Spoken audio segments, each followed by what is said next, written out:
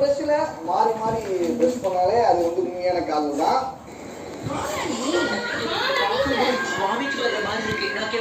இல்ல இதை வந்து நிறைய பேர் பண்ணுவாங்க. சென்னையில ஒரு ஃபேமிலியை ரன் பண்ணணும்னா 2 ப்ரஷ்ஷை வாங்கி அனாவசிய செலவு பண்றதை விட 1 ப்ரஷ்ஷை வாங்கி மாத்தி மாத்தி வளர்க்கணும்னா பட்ஜெட்ல முடிக்கலாம். இப்படி பண்றது கஷ்டம், பண்ணீங்கன்னா பெட்டர். இதுவே கேவலமா இருந்துச்சு. ஆனா இதை விட மோசமா இன்னொன்னு ஒரு பண்ணிக்கிறீங்க பாருங்க.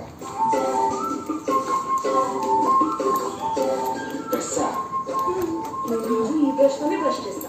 రేపటి నుంచి నువ్వు కూడా దీంతోనే చేయాలి.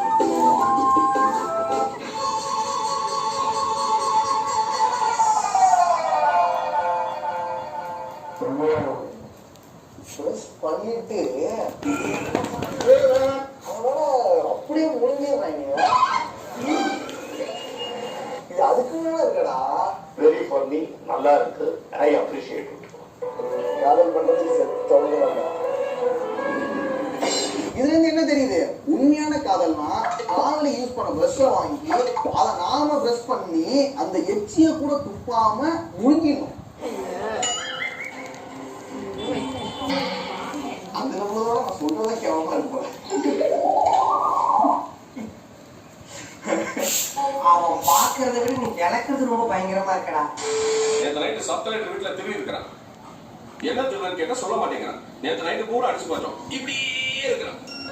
என்னதான் நீ திருடி இருக்க? இவ்வளவு பேர் கேக்குறாங்கல்ல, இவ்வளவு அடி வாங்கியிருக்க. சொல்ல